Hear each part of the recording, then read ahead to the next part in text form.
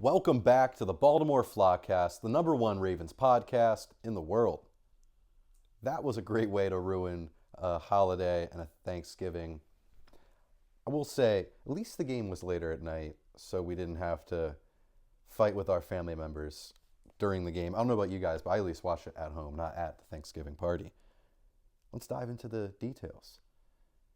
We really need to figure out what's going on offensively with Lamar, this rust, the injuries, whatever the hell is going on. Excuse my language, but man, it's a hard time to be a fan. But we were reminded the thing I keep saying every week on this show, you just got to be better than the Steelers. And that's not that hard to do this year. We'll really see how much better we are or if they're better than us, I guess. Sorry, I was frozen there. On Sunday, I guess we'll see. I'm a little nervous about this game, but I'd be nervous about any team we'd play. It's not looking good right now. Why do we suck, especially on offense right now? It's hard to shake off the rust. It's a mix of different issues. Going back to what I said in the beginning of the season, typically, if Zay Flowers doesn't play well, we lose. I've noticed this odd trend. Zay hasn't had a great year, and we haven't had a great year either. It's kind of interesting. You see, every game that we've won, except for on this skid recently, Zay had a pretty solid outing. We need to get him involved. He's a chunk play machine. Basically, if Zay's not doing good, our offense isn't doing good. It doesn't matter about Mark Andrews. It's about Zay. Zay is the driving force here. The last 4 games with Lamar, it's been rough. 58.6% completion percentage, 1 touchdown, 6 turnovers. Not good. But if anyone can figure out how to get out of a slump like that, let's be honest. Who is it? It's Lamar Jackson. This guy's earned our trust. He's earned our faith. This dude's won multiple MVPs. You're telling me that, of course, I'm nervous and don't feel good, but you tell me you don't have faith in this guy just to figure it out. He's the arguable greatest quarterback or athlete, you could even say, of all time. I'm not super sick about it. We can figure this out. I trust 8. Also, just to continue the rant on everything, why we're not so good right now, we aren't running the ball enough. Last week on Thursday for Thanksgiving, Derrick Henry had 10 carries for 60 yards. 6 yards per carry. I'm no mathematician, but that's pretty solid. Keaton Mitchell also needs more carries. I say this every week, but every time Keaton Mitchell touches the ball, or he's even just on the field, an explosive play happens, or something in general happens, because Keaton's a dog. The line sucks, but it's getting better, and it's only going to get better each week with Emery Jones filling in at left guard, the rotation. I know we hate Daniel Falele, but he's been a lot better recently. The lowlights are just really bad, I'll be honest. I think we talked about it on the episode last week. Man, oh no, I'll save it for this week. I have a really good comparison for Falele. It's in the notes. But man, the lowlights are absolutely terrible. But this guy, believe it or not, he is a competent right guard. I know everyone that hears that, they're probably screaming in their car right now because they've seen those videos where he just looks like he's playing for Maryland School for the Blind. He just looks absolutely lost. But guys, we love to scapegoat one player. I know Falele's had a lot of bad moments, but he's not the sole reason why we suck. Back to the rant. We need to find our old identity and reestablish ourselves. Everything here just rests on Lamar's shoulders, and he's the best person to carry the load. No diddy. Yeah, if anyone could get us out of this hole, it's Lamar. I know he may not on paper have the best postseason record, I guess, if you're going to have hopes and aspirations to win a Super Bowl. But this guy is one of the most electric athletes of all time. I'm not super worried. We will figure it out. We have time because we're going to beat the Steelers this weekend. We just have to limp our way into the postseason and just pray it all works out because we have dynamic playmakers on the field. Just get Zay Flowers the ball. Run the damn ball to Derrick Henry. Go back to our roots. Do what we do best. Everything will fall together. But we started tapping on Emery Jones a little bit in that intro. Emery Jones played 27% of snaps. He split with Andrew Voorhees. I know a lot of Ravens fans are probably upset that that he didn't split snaps with Falele. As I said earlier, Falele's been playing a lot better, believe it or not. As I said earlier, the low lights are tragically low. In my opinion, I feel like I make a lot of Sixers references on this show, but in my opinion, Falele reminds me of Joel Embiid. And this, just hear me out here. Falele is like Joel Embiid because there's really good moments. I guess Falele's moments haven't been as good because he hasn't won an MVP, of course. But hear me out. When Embiid has his bad moments, he looks like a big goober. He looks like an oaf. Looks out of place. It looks absolutely terrible. It's sickening. When you watch Falele lowlights when he's out there just blocking the wind, it makes you want to just smash your face into your desk. It is terrible. A couple bad videos you see, does that dictate how he plays every single snap? No. Yes, there's a lot of issues, and I hope and I pray to God he does not start next season. But at the moment, he's our best right guard. And he's one of, sounds kind of odd saying this, but he's one of the better guards on the team. He's not splitting snaps for a reason. The coaches have their job for a reason, and you're not the coach for a reason as well. But we're allowed to be upset as fans. That's our job. It's our job to hate the team when they do dumb stuff. Everyone's entitled to that. I'm not saying Falele is great, but he's been better. He's not good by any stretch of the means, but he's been better. The line just in general is not great. Who knows? Maybe we could see him possibly filling in at right guard too. Emery Jones, that is. But I don't see it very likely. It seems like Harbs is pretty set on keeping Falele there for the rest of the season. He even said that Emery is not likely to play right guard unless it's an emergency situation. So the Big O 77 is going to be here for a little bit longer. I saw a fun little tidbit on Twitter. Said the most likely wild card round matchup to occur. Drum roll. It's Ravens-Bills. There's a 24% chance it happens. And I don't like that. I think I even said this a few years ago, or it could have been last year, who knows. It's like, oh yeah, I want to beat all the best teams, and so we proved to everyone we're the best on our Super Bowl run, and there's no questions. Want to beat like the Chiefs, the Bills, say like the Bengals or whatever. I don't want that.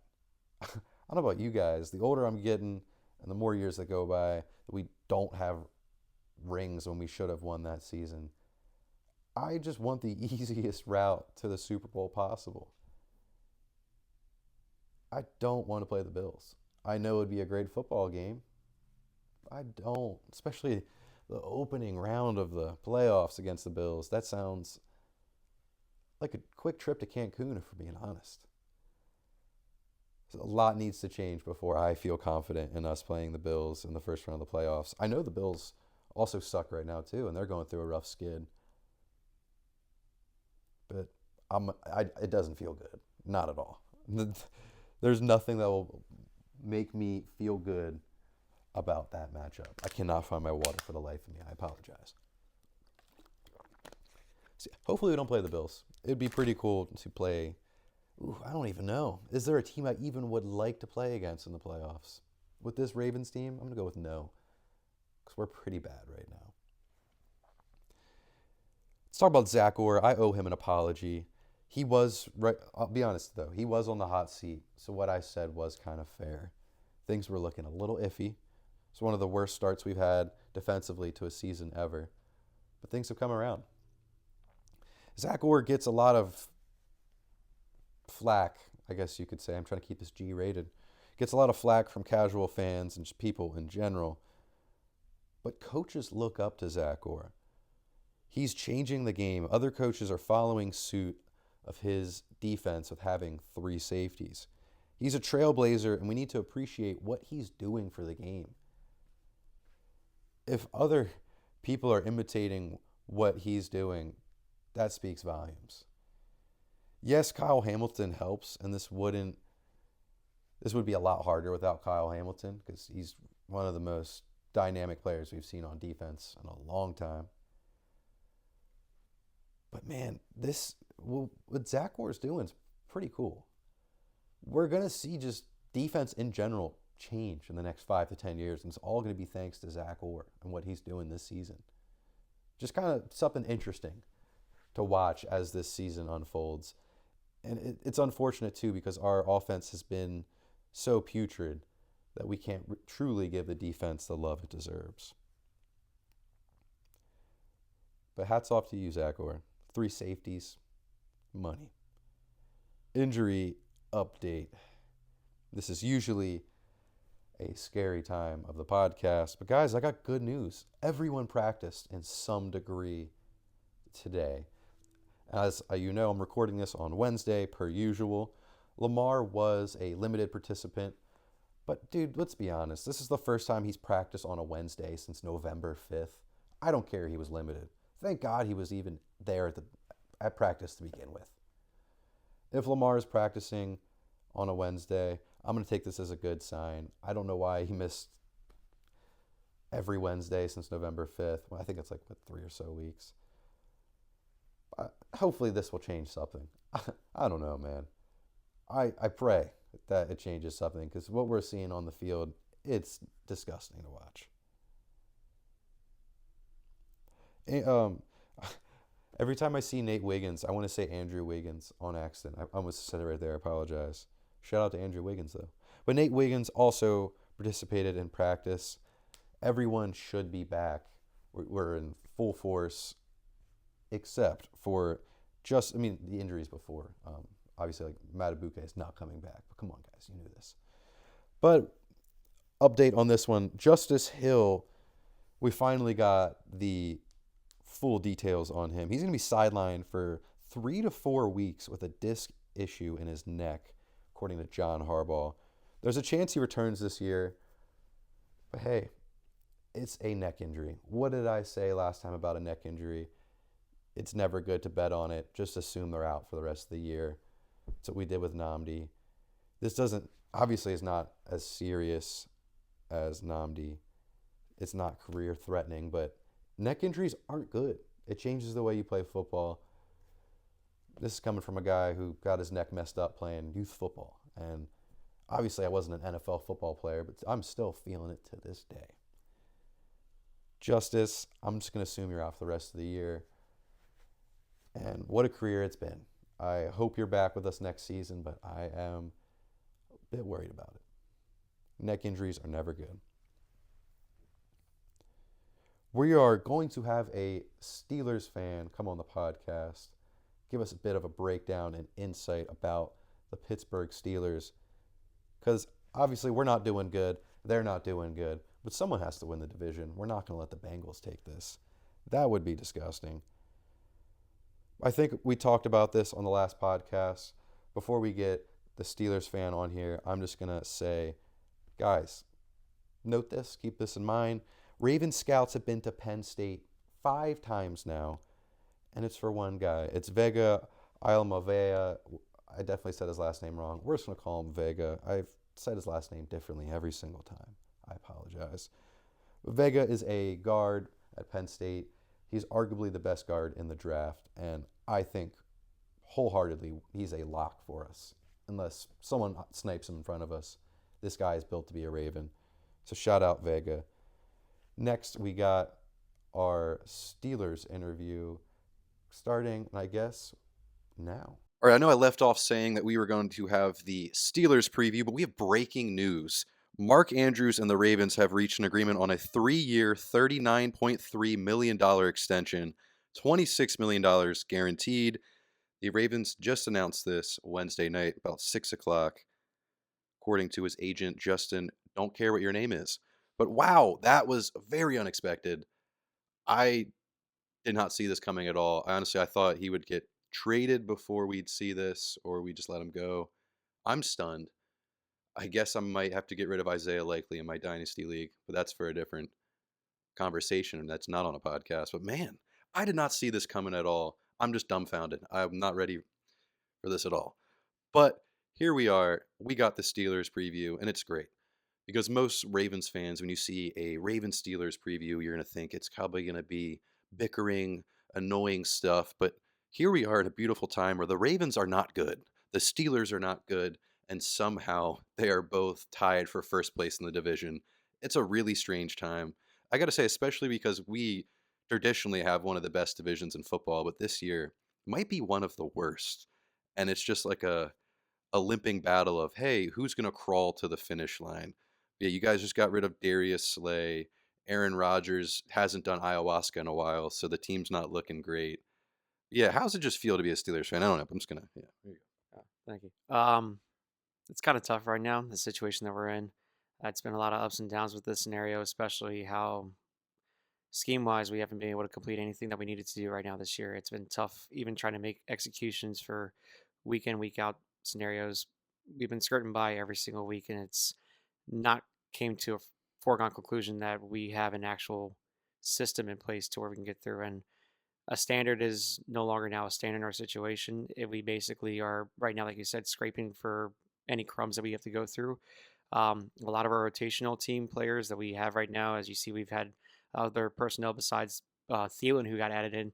Asante Samuel Jr. got pulled up too as well, which was another add-on. But I mean, for us, it's just going to be not only who's going to take the fourth seed overall, it's going to be who at home field advantage is going to have a rough time even trying to make it past the first round in general. That is really sad to think about. And I said it earlier, it would be on this podcast. The most likely playoff matchup right now is the Ravens against the Bills. And I was trying to like be hopeful and say, it's not that bad. We might win the game. I'm not hopeful at all, especially if they keep playing like this. And that feels weird to just be like, yeah, the Ravens and Lamar Jackson won't win a game, not even a playoff game. Feels weird to say. But yeah, this game, my grandma asked how the game's going to be on Sunday, and I thought I shared on here. I said terrible. I said you probably just shouldn't watch it. Because think about it. Every time the Ravens and the Steelers play, it's a gritty, stinky defensive matchup. Not the most fun to watch if you're a casual fan. But think about that. And excuse the dog coming in, but it's all good. So we got that stinky grittiness we always have. And then we have two teams that just aren't good right now offensively. So what do you think's going to happen? It's going to be a terrible game. I hope this isn't the outcome, but this could be a game where it's like 16-13, just a lot of field goals, just a terrible game. That's really scary because I literally said that at my workplace. I said the score is going to be 16-13 and someone's going to have a walk-off field goal at the end of it. It's literally insane that all my coworkers were like, what do you think it is going to be? It's going to be easily way under 35, way under whatever the spread is going to be too as well. So it, it it's basically going to be a defensive showdown. It's just who's going to show up more. Is it going to be Travis Jones, Roquan Smith, and that whole entire nasty front seven with a bunch of phenomenal players with Nate Wiggins coming back into your guys' rotation after the foot injury he had? Or will it be somehow miraculously the Pittsburgh Steelers secondary play better with Joey Porter and everybody else that we had rotation? TJ Watt finally gets in the backfield and gets to Lamar Jackson and Yaya Black and everybody else that's on our team. Who's going to make the dynamic play? And again, we always have these games between Pittsburgh and Baltimore. It always comes down to one thing: who's going to get the first turnover in this game?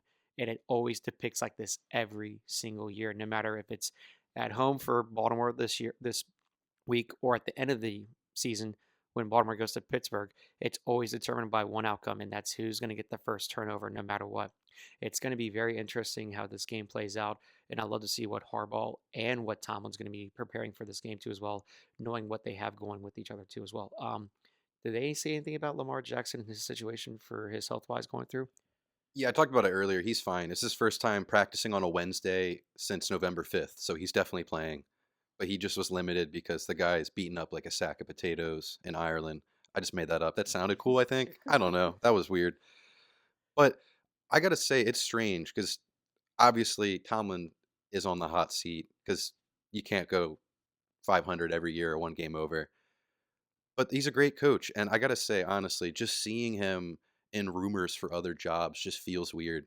I saw today that I don't know how true it was, but just the headline that Tomlin was linked to Penn State for the job. And just seeing that, like, that can't happen. Picturing him anywhere other than Pittsburgh feels wrong, especially at college. And Penn State on top of that, there's no chance.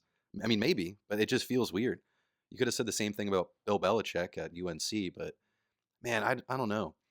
It's just weird to fathom that we could have this game played without Tomlin and Harbaugh. I know the game existed before them, but I just gotten so used to it. Especially, I know to show my age, even though I got the messed up hairline, I'm 26. So think about how many games I've seen those two play. It's just about every Ravens Steelers game like I could have seen in my life. I don't know. I hope Tomlin keeps his job just so you guys continue to be mediocre. But at the same time, it's not his fault. I know I said I wouldn't do any banter, but it's not Tomlin's fault. I think the guy should stay. You can make the same argument for Harbaugh. These guys shouldn't be fired. Oh, Harbaugh, you could say more deserves to be fired because his team's, no offense, a lot better. It's like, what do you want Tomlin to do? The past 5 years, look at who's been his quarterback after Ben's retired. How can you be successful? I feel bad for the guy, and I hate that I feel bad for the guy. But I guess back to the game. Enough of the pity party for the Steelers. 16-10 feels right. I'm gonna give two predictions. My real prediction. I guess we're gonna stick with. Am I gonna go with 16-10? That is a terrible game. The Ravens are terrible right now. You know what? It's gonna be 16-10. Ravens win. But here is my. If you guys want to be hopeful, even though we shouldn't be hopeful, and this team is not fun to watch right now. Here's the hopeful prediction. Somehow the Ravens figure it out. I don't know. Maybe Lamar wakes up at 2 a.m. again and gets more takeout Chinese food that we saw. That looked very good, by the way. And that fixes him. But still, he never does good against Pittsburgh. But the hopeful guess, let's say 27-13. But guys, that's not going to happen. It's going to be 16-10. I cannot give you hope here. But are you also going 16-10? You did say that you went with that at work, but Yeah, I actually went with 16-13 on a walk-off oh, field goal that 16-13. that Okay. came through too as well. But I mean, that's also basically saying that somehow Aaron Rodgers decides to go on a ayahuasca journey and says, "Oh, let's just go ahead and just basically go red eye, open up, and just say, oh, I'll just drop 300 passing yards, 4 touchdowns, and just give DK one of the best games he's ever had in his life." And Pittsburgh just runs through 31-12. Like, that's not going to happen. Baltimore's not going to have another repeat game that they did at home like they had last week on Thanksgiving against the Bengals, which, sorry to bring that back up to as well, which was crazy. But Baltimore is coming off 11 days of rest, while Pittsburgh is coming off of 7, and also hosting at home Buffalo. So a lot of the detrimental rebuild right now between the two teams. Baltimore's going to have more of a resting and a more build-up advantage than we are right now as it sits. If there is a blowout, I do see Pittsburgh's defense. If they don't show up, I see Lamar at least putting 3 touchdowns against us, one by himself probably, and then 2 in the air to somebody else too as well, probably to the person that you just had get the 3-year contract, Mark Andrews, and probably dropping one to Zay Flowers. So I see at least probably, if it does happen, I wouldn't be upset to see a 27-7 loss and Baltimore winning by 20 points. I mean, I'm being realistic basically with our scenario. But the only way we're going to be able to win is that our defense has to show up in a big time play. And Alex Highsmith, Jack Camp, is it Jack Campbell? No, Jack Sawyer. I was thinking the Detroit player. Jack Sawyer, TJ Watt, all of our mid zone players. Patrick Queen. I mean, I hope he can go back to where he was rookie year when he was with Baltimore from LSU and just basically be that absolute zone dog. And if he decides to blitz like he do too as well, I'm hoping that our defense steps up big time because we need them to. And if it doesn't show up to be fruition, then it is what it is, and we go 6-7. We find ourselves in second place in the AFC North, and then we just look to go into draftings. But I will talk about one thing. I don't think Tomlin's going to be around next year.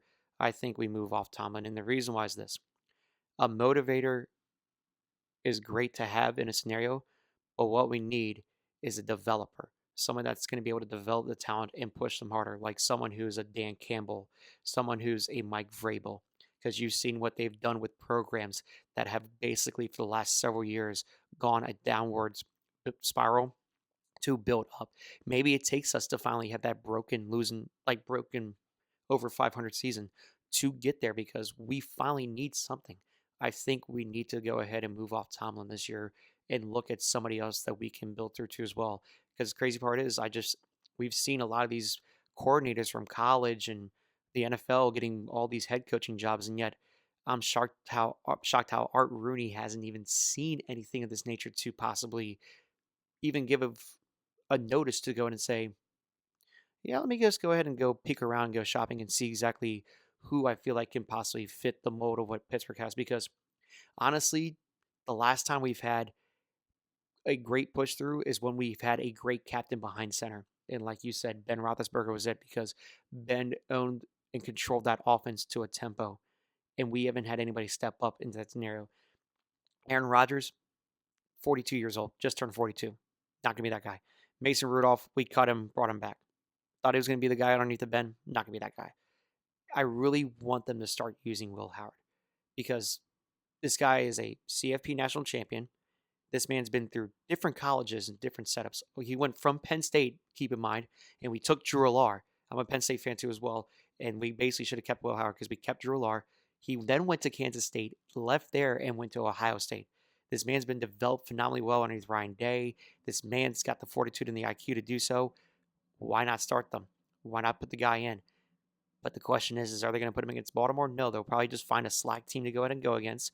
Probably someone later on down the road, and who knows? Hopefully we can probably rebuild up and get ready for next year. But again, for in point line states, the only way we're going to win is because of defense. And I think 16-13 is going to probably be, for what I see for Pittsburgh to winning, is going to be on defensive situation.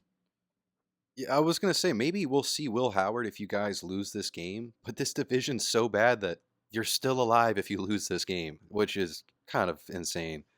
And also, I can't see Aaron Rodgers acting well at all if they bench him for Will Howard. I think I don't even know what would happen. Aaron would freak out, and it would not be good. He would snap in the locker room. It would not be good. But you said coaches. I think you guys really missed out on Vrabel. When you said that name, I was like, dude, he'd be a really good coach for the Steelers. I don't know. You just think about Steelers culture, and you think of just like not saying Vrabel is this guy, but he kind of is for the most part. You just kind of you picture that like blue collar drunk white guy, like the uncle. Like that's Pittsburgh Steelers, like the Steelers. You think of Pat McAfee kind of guys, Chuck Noll. and I don't. Tomlin's of course not that guy, but I'm not saying he needs to be. But if you need the culture change, maybe that could be something. Off the top of my head, I can't really think of anyone else except for Vrabel that really embodies that. Like, I don't know, I thought of Ed Ogeron, but that's a whole different kind of vibe, and he's not coming to the NFL. Let me promise you that one. I wrote a couple things down while you were saying that. Also, another thing I would really be upset about, I've said it on here many times, I'm an Alabama guy. If you all do decide to draft a quarterback, I know he hasn't been good recently, but if you guys get Ty Simpson, I don't know how I could go to sleep at night. That would suck. That's the only bad thing about like being a college fan is just seeing your guys go to the NFL. Like my good friend Aiden, really big Clemson fan, and then Deshaun Watson, also on the Texans, everything's good. Then he goes to the Browns, and then he did what he did. It's like that's a rough go to be a fan. But I saw that T.J. Watt got stepped on in the last game. I don't think he's going to miss time at all. But maybe it's something to keep in mind. I know this dude's a giant behemoth, and being stepped on is not a big deal, but still, getting stepped on with cleats hurts in general. He might be a little bit slow or just banged up, but doesn't matter. Our line sucks. And one last thing, I don't know why I didn't say this earlier.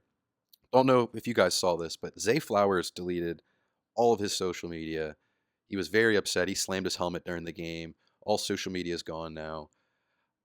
I don't want to scare anyone, and I don't want to be a fear monger, but I just would like to point out that Zay Flowers, his cousin is Antonio Brown. And when Antonio Brown deleted everything on social media, a lot of bad things happened. I'm not saying this is going to happen, but it's just something to monitor. Also, how was that just being a Steelers fan? We'll end on this. Being a Steelers fan during the AB saga. Because could have been the greatest receiver of all time. And then what happened? I know people say CTE, but that's a terrible excuse. What happened there? Also, check his numbers. It's crazy how good he was. I can go on and on for the Antonio Brown saga. I'll just keep it to this for where he's been at in his mindset. He's always been a player that has a majority of the time put himself above a lot of the team players' needs and situations. Because besides us in Pittsburgh, you could also see the other teams that he was also a part of that also the same scenario happened. Look what happened. He went to Oakland. That's now the Las Vegas Raiders. Cut through, and guess who wanted to pick him up and bring him to the team at the time he was there in the AFC East? Tom Brady wanted to come to the Patriots. Guess what happened there? No good things happened because he was about himself. And then guess what happened when he went to Tampa Bay? Guess who wanted to come along and what he wanted to bring in? Antonio Brown. Antonio Brown has caused drama in locker rooms to where if you look at our receiver core in the last 6 or 7 years when AB has been there, Juju Smith-Schuster, Chase Claypool, I can think of a few other names too as well in between that, but a lot of the aura that he gave off in the locker room, it kind of carried through a lot of our wide receiver cores, and you saw what happened and moved on. But the funny part is that a lot of receivers after they've left Pittsburgh, AB won a ring, Juju's won a ring, Chase Claypool, yeah, um, but a lot of our receivers, and now George Pickens, who I know wasn't part of the team, but he was with Juju at the time, who, like I said, had embodiments a lot from AB. He's now with Dallas, killing it in this situation alongside CD because Dak's doing the one thing that we as Pittsburgh have not been able to do, and that's feed him when need be. The only time we've actually fed him the ball is when we need a 50-50 situation.